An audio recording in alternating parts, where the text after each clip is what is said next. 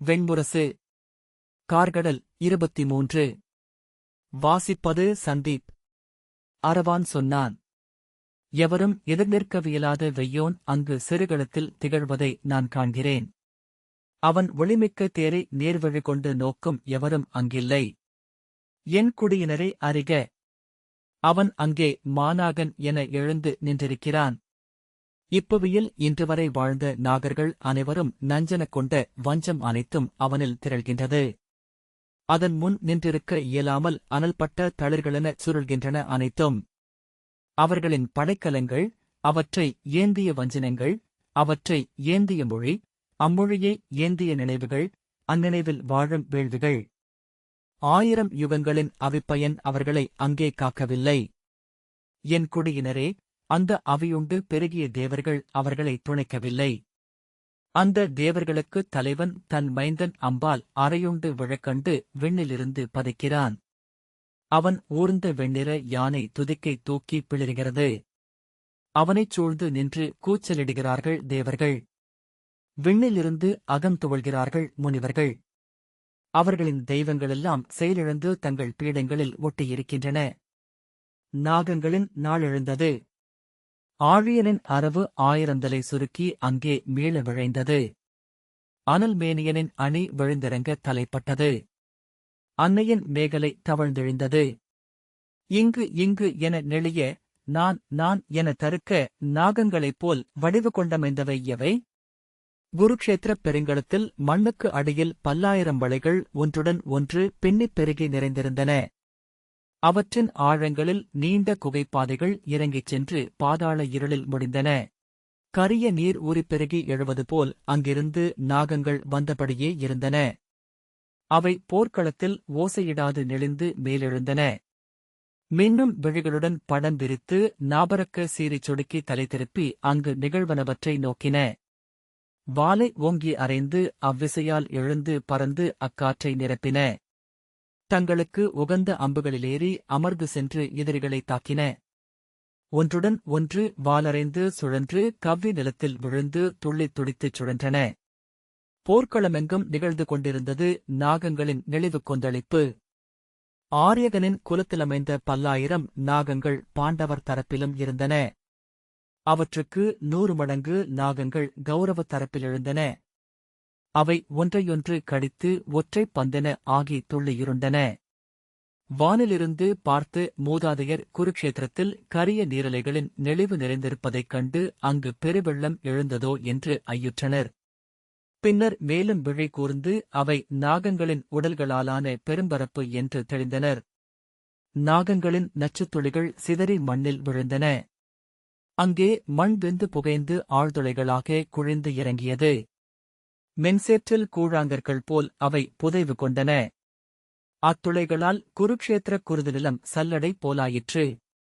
மேலும் மேலுமென மண்ணுக்கடியிலிருந்து நாகங்கள் எழுந்து வந்தன. கர்ணன் போரிடும்போது அவனைச் சூழ்ந்து அவை பெருகி எழுந்து முகில் படலம் போல் நின்றன. அவன் எய்த ஒவ்வொரு அம்புடனும் 100 நாகங்கள் உடன் பறந்தன. உயிர் குடித்து விம்மி உடல் பெருத்து தங்களில் தாங்களே திளைத்துக் கொண்டாடின. அங்கு நிகழ்ந்து கொண்டிருந்தது நாகங்களின் பெரும்போர். அன்றி நாகங்களின் விழவு களியாட்டு. நாகங்களைப் போல் தங்களைத் தாங்களே உண்பவை வேறில்லை. தங்களைத் தாங்களே தழுவிக்கொள்பவையும் இல்லை. நாகங்கள் கொன்றன. வென்று நெளிந்தன. சீறித் தரிக்கின. அஞ்சிப் பதுங்கின. சீற்றமே மொழி எனக் கொண்டவை. சினமே நோக்கெனக் கொண்டவை. அனலையே நாவெனக் கொண்டவை. நஞ்சன நெஞ்சம் கொண்டவை. நாகங்களை வெல்லவும் நாகங்களே எழவேண்டும். கூட்டரே, நாகங்கள் முழுதுற வெல்லவும் நாகங்களே தேவை. அந்தியில் போர் முடிவை அறிவித்து முரசுகளின் முழக்கு எழுந்தபோது நாகங்கள் மேலும் வெறிகொண்டு என்ன செய்வதென்றியாமல் தங்களைத் தாங்களே முடிச்சிட்டு வால் சொடுக்கி தாங்களே எழுந்தமைந்து களம் நுரைத்து கொப்பளித்துக் கொண்டிருந்தன. ஒவ்வொரு படைவீரரும் சோர்ந்து வில்லும் வாளும் தாழ்த்தி தள்ளாடி நின்றபோது அவை அவர்களின் கால்களில் சுற்றிக் கொண்டு நிலையழியச் செய்தன. அவர்கள் பெருமூச்சுடன் விண்ணோக்கி நிமிர்ந்தபோது சுழன்று உடலைச் சுற்றிக் கொண்டு இறுக்கி நெஞ்சொடையும் வலியை அளித்தன. அவர்கள் தனிமையும் துயரும் கொண்டு நிலம் பார்த்து தலை குனிந்தபோது தரையெங்கும் நாகங்களை நிழலசைவெனக் கண்டனர். அஞ்சி மூடிய கண்களுக்குள் கரிய அலைகளென ஓடிய நாகங்களைக் கண்டு அவை என்னவென்றியாது ஒருவரோடொருவர் தோள் பற்றிக் கொண்டனர்.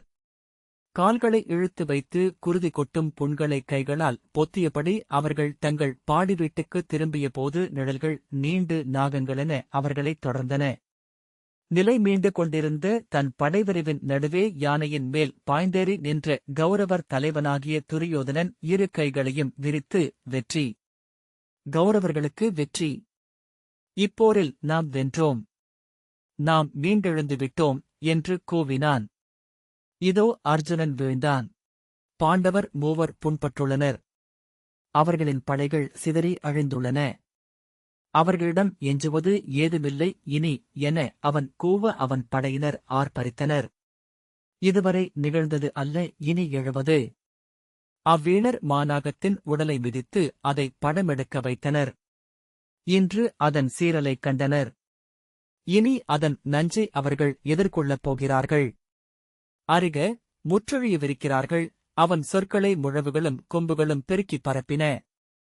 அங்கே பெருகியிருந்த கௌரவர்கள் வேல்களையும் வாள்களையும் விற்களையும் வானோக்கித் தூக்கி பெருங்குரல் எழுப்பினர். கைகளையும் கேடயங்களையும் தட்டித் தாளமிட்டும் கூவி ஆர்ப்பரித்து சிறு நடனமிட்டும் கௌரவர் தங்கள் பாடி வீடுகளை நோக்கி நிறைவகுத்தனர். எங்கும் சிரிப்புகளும் வாழ்த்தொலிகளும் உளங்கிழந்த வசைமொழிகளும் ஒலித்தன. இன்றோடு முடிந்தது போர். நாளை நிகழ்வது எரியாட்டு என ஒரு வீரன் தேர்க்கூரை மேல் ஏறி நின்று கூச்சலிட்டான். முடிந்தது போர், முடிந்தது போர் என்று கௌரவர்கள் ஏற்றொலித்தனர். இனி சொல்லில்லை, இனி கள் மட்டுமே என ஒரு வீரன் கூவ கள் கள் என பல்லாயிரம் தொண்டைகள் கூச்சலிட்டன. அந்த உளநிலை மிக விரைவிலேயே சிரிப்பாகவும் கொண்டாட்டமாகவும் மாறியது. அது முதிர்ந்து தற்பகடியாக உருக்கொண்டது. தலையை வெட்டிக் கொடுத்து காலை மீட்டிருக்கிறோம். வெற்றி! கௌரவர்களுக்கு வெற்றி என்று ஒருவன் மொந்தையில் நிறைந்த கள்ளை தலைக்குமேல் தூக்கி கூச்சலிட அனைவரும் கைகளை தூக்கி கூவி நகைத்தனர். கள் எழுக! கள்தெய்வம் கொலு கொள்க என்று படை முழங்கியது. கள் கள் கள் என கிரள் கொந்தளித்தது. வழக்கமாக படைகள் அமைந்த பின்னரே கள்வண்டிகள் கிளம்பும். அன்று படையினரில் ஒரு பிரிவினர் சென்று கள்வண்டிகளை கைப்பற்றி தாங்களே இழுத்துக் கொண்டு வந்தனர். அவர்களே கள்ளை அள்ளி அனைவருக்கும் ஊற்றினர். தங்கள் நிலைகளுக்குச் சென்று அமையாமையால் வீரர்கள் தலைக்கவசங்களில் கள்ளை வாங்கினர். அதை குடித்தபோது அவர்களின் உடலெங்கும் கள் வழிந்தது. கள்ளை மாறி மாறி ஊற்றிக் கொண்டார்கள். கள் வழியும் உடலுடன் ஒருவரை ஒருவர் தாக்கி களிப்போரிட்டனர். சற்று நேரத்தில் கள்ளில் புழுத்தவை என அங்கே மானுட உடல்கள் கட்டிப் புரண்டு கொப்பளித்துக் கொண்டிருந்தன. பாண்டவர்கள் களம் முழுக்க செத்துக் குவிந்திருந்த தங்கள் தோழர்களைப் பார்த்து சலிப்பும் துயரும் கொண்டவர்களாக தனித்தனியாக தங்கள் பாடி வீட்டை நோக்கி நடந்தனர். அர்ஜுனன் வீழ்ந்துவிட்டான் என்பதையே அவர்கள் அனைவரும் எண்ணிக்கொண்டிருந்தனர். ஆனால் எவரும் அதை சொல்லாக்கவில்லை. அவர்கள் நடுவே சென்ற தேரில் யுதிஷ்டிரர் அர்ஜுனன் கிடந்த மருத்துவ நிலை நோக்கிச் சென்றார். அரசர் செல்கிறார். அவர் முகம் துயர் கொண்டிருக்கிறது என்றான் ஒரு வீரன். அவர் முகம் என்றும் துயருடன்தான் இருக்கிறது என்றான் இன்னொருவன். மருத்துவ நிலையிலிருந்து என்ன செய்தி வந்துள்ளது என்று ஒருவன் கேட்டான். நாம் எச்செய்தியையும் அறியவியலாது. முரசுகள் முழங்கும் வரை நம் அறிவுக்கு அவர் நலமுடன் இருப்பவரே என்றார் முதிய வீரர் ஒருவர். யுதிஷ்டிரர் மருத்துவ நிலையை அடைந்து தேரிலிருந்து இறங்கியதும் அங்கே நின்றிருந்த ஏவலர் இருவர் வந்து வணங்கினர். அவர் ஒன்றும் சொல்லாமல் தளர்ந்த கால்களும் தொய்ந்த தோள்களுமாக மருத்துவ நிலை நோக்கி நடந்தார். அவர் வந்ததை அறிந்து உள்ளிருந்து வந்த முதிய மருத்துவரான கர்வடர் தலைவணங்கி நெஞ்சிலும் இடையிலும் நிலையில் வலுவான தாக்குதல் பட்டுள்ளது. அரசே, குருதி விழுந்துள்ளமையால் இன்னும் தன்னினைவு மீளவில்லை. முயன்று கொண்டிருக்கிறோம் என்றார். யுதிஷ்டிரர் அவன் உயிருக்கு என்று சொல்லெடுத்து அச்சொல் தன் செவியில் கேட்கவே தயங்கி நாவை நிறுத்தினார். இப்போது எவராலும் எதுவும் சொல்ல இயலாது. உடல் உயிரை தக்கவைக்க போராடிக் கொண்டிருக்கிறது. நன்று நிகழுமென்றே எண்ணுவோம் என்றார் கர்வடர். யுதிஷ்டிரர் மேலும் பேச எழுந்த நாவை அடக்கி தலையசைத்தார். கர்வடர் உள்ளே செல்ல அவர் தளர்ந்து மெல்ல பின்னடைந்து சுவரோரமாக போடப்பட்டிருந்த மரப்பெட்டி மேல் அமர்ந்தார். அவரை சூழ்ந்தவர்கள் போல ஏவலர் நின்றனர். மேலும் மேலும் புண்பட்ட உடல்கள் மருத்துவ நிலை நோக்கி வந்து கொண்டிருந்தன. களம்பட்ட நிஷாத குல இளவரசர்களின் தந்தையர் விழிநீர் வழிய அவ்வண்டிகளுக்குப் பின்னால் வந்தனர். குருதி மணமும் கந்தகநேரின் மணமும் கலந்து காற்று அங்கேயே தங்கி நின்றது. அப்பால் பொதுவீரர்களுக்கான மருத்துவ நிலையிலிருந்து முனகல்களும் அலறல்களும் கலந்த கூட்டோசை எழுந்து காற்றுச் சுழலுக்கேற்ப வலுத்தும் தணிந்தும் ஒலித்தது. குளம்படியோசை கேட்டு யுதிஷ்டிரர் திரும்பி நோக்கினார். புறவியில் வந்து இறங்கிய திருஷ்டத்யும்னன் யுதிஷ்டிரரை அணுகி தலைவணங்கி, பேரழிவு. இப்போர் தொடங்கிய பின்னர் இன்று போல் அழிவு என்றுமில்லை. பீஷ்மர் உருவாக்கிய அழிவுக்கு ஒரு படி மேல் என்றான். யுதிஷ்டிரர், ஆம், அதை எவரும் சொல்ல வேண்டியதில்லை. விழிகளே காட்டின என்றார். அவர்களின் சூழ்கையை உடைத்துவிட்டோம். இன்று வெல்லும் பொருட்டு அவர்கள் இட்டிருந்த திட்டமும் தோல்வியடைந்தது. ஆனால் அங்கர் தனியொருவராக நின்று நம்மை அழைத்தார் என்றான் திருஷ்டத்யும்னன். அவர் வெல்லற்கரியவர் என்று அறிவோம். ஆனாலும் நம்மில் எவரும் முன்னிற்கவியலாதென்பது. யுதிஷ்டிரர் கை காட்டி நிறுத்தி, அவன் புகழை பாட வேண்டியதில்லை என்றார். திருஷ்டத்யும்னன் குரலை தாழ்த்தி, நான் சொல்வது அதுவல்ல, அவர் ஆற்றலை கருத்தில் கொண்டே நாம் இனி படைசூழ்கை அமைக்க வேண்டும் என்றுதான் என்றான். சினத்துடன் முகம் தூக்கிய யுதிஷ்டிரர், எந்த படைசூழ்கை? சொல்க. எந்த படைசூழ்கை? இன்று நாம் வகுத்த படைசூழ்கை என்ன? நம் வீரர்கள் அனைவருமே அவன் ஒருவனை மட்டும் சூழ்ந்து நின்று போரிட்டனர். நம்மில் எவராலும் அரை நாழிகை பொழுது கூட அவன் முன் நிற்கவியலவில்லை என்றார். திருஷ்டத்யும்னன் ஒன்றும் சொல்லாமல் நின்றான். நாம் செய்வதற்கொன்றே உள்ளது, அவன் முன் சென்று தலை கொடுப்பது. பிரித்தொன்றுமில்லை. வீரர்கள் என சொல்லி நம்முடன் இருந்தவர்கள் அனைவரும் எத்தனை வீணர்கள் என இன்று அறிந்தேன். மாவேரன் என சூதர்களால் புகழப்பட்டவன் அதோ அம்புபட்டு உயிர் பிரிய காத்திருக்கிறான். பிற மாவேரர் அவனைப் போலன்றி உயிருடன் எஞ்சியிருக்கிறீர்கள். திருஷ்டத்யும்னன் சொல்லெடுக்காமல் கைகளை மார்பில் கட்டியபடி விலகி நின்றான். நாம் தோற்றுவிட்டோம். இனி நம்மிடம் எஞ்சுவது ஏதுமில்லை என்றார் யுதிஷ்டிரர். துயருடன் தலையை அசைத்தபடி, நாம் தருக்கியதெல்லாம் வீண். இந்த துயர் நமக்குத் தேவை. பீஷ்ம பிதாமகரை களத்தில் வீழ்த்தியமைக்கு நமக்கு முன்னோர் அளிக்கும் தண்டனை இது என்றார். திருஷ்டத்யும்னன் முகத்தில் சினம் எழுந்தாலும் அவன் ஒன்றும் சொல்லவில்லை.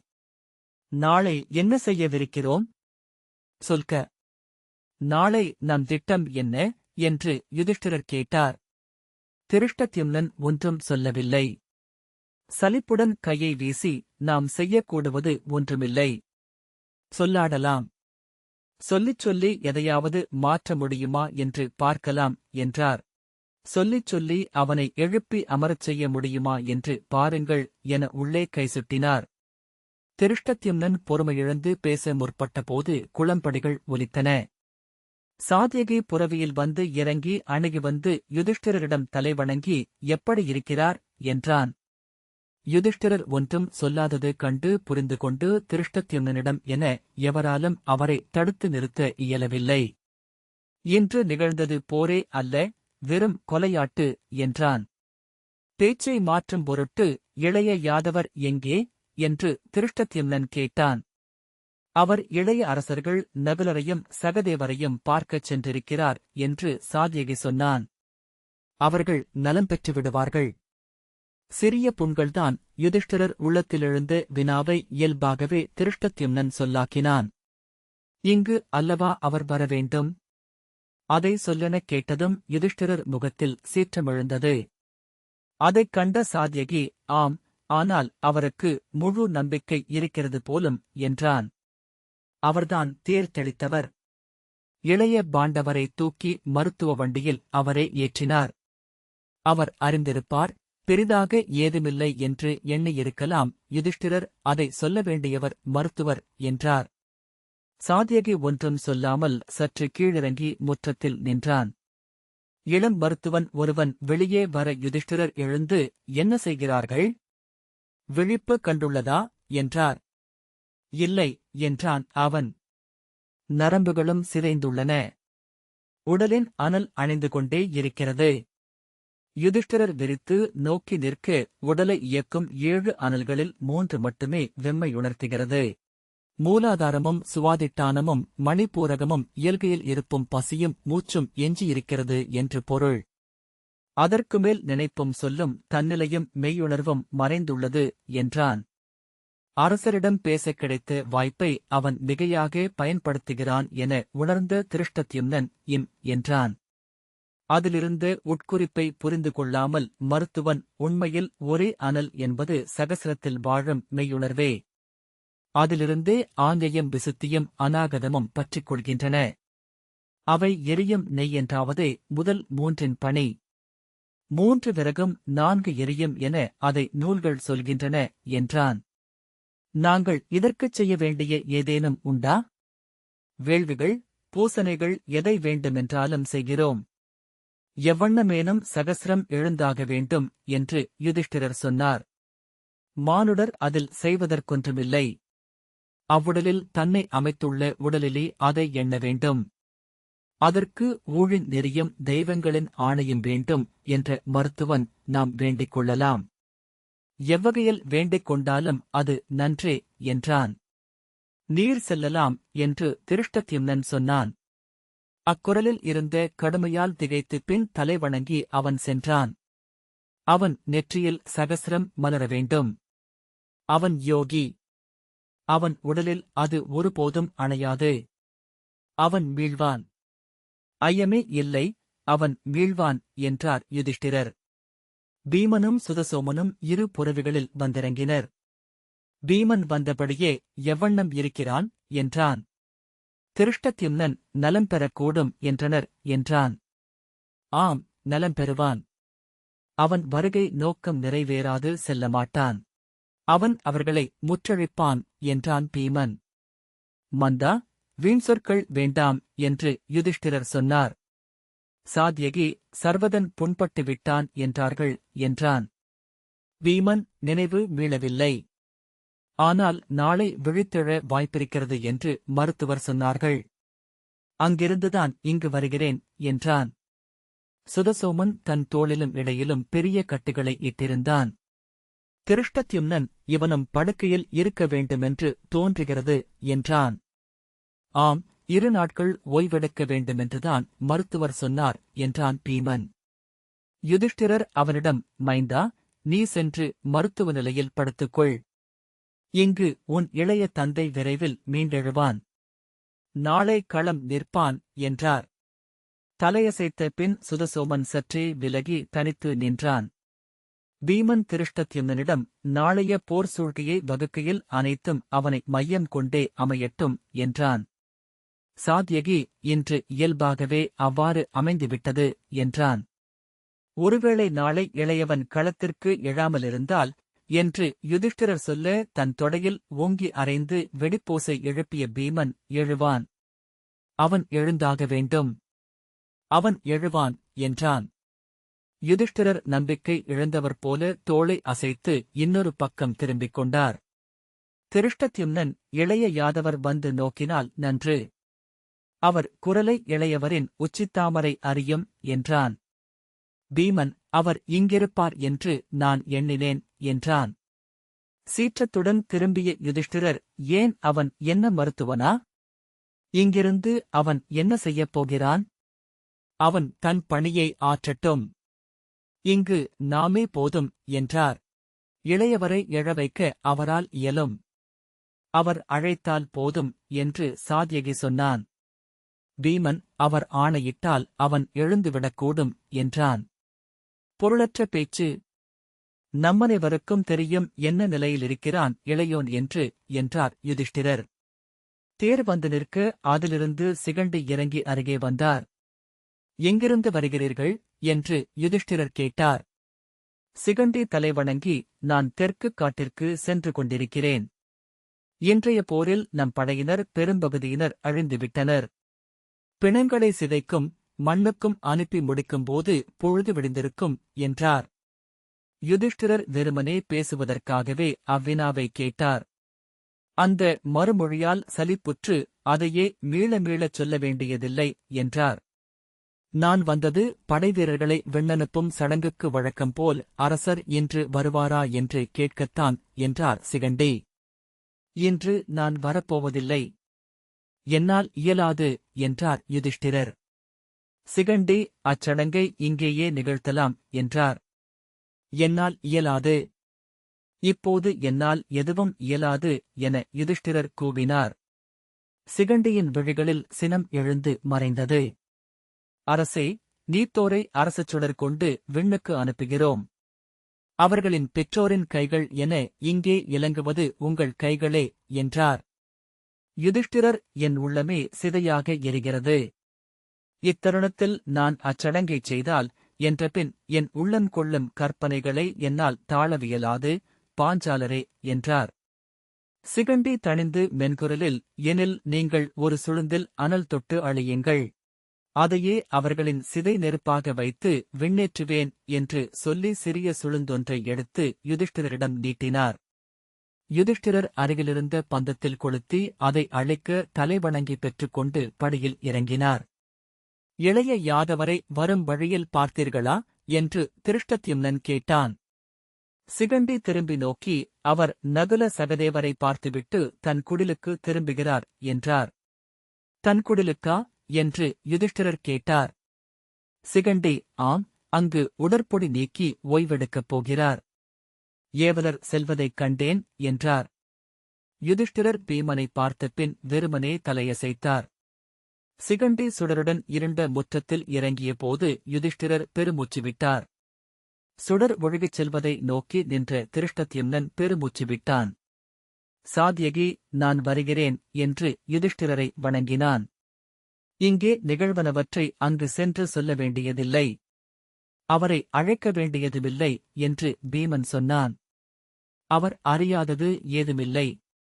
அவர் தன் வழியில் செல்லட்டும். சாத்யகி, ஆம், அதையே நானும் எண்ணினேன் என்றான். யுதிஷ்டிரர், அவன் இங்கு வந்தாக வேண்டும். இளையோனை அவனால் மீட்க முடியும் என்றார். மூத்தவரே, நாம் முன்னரே முற்றடி பணிந்துவிட்டோம். இனி அவரிடம் நாம் எதை கோரினாலும் பிழையே என்றான் பீமன். இந்த வாசிப்பை கேட்டதற்கு நன்றி.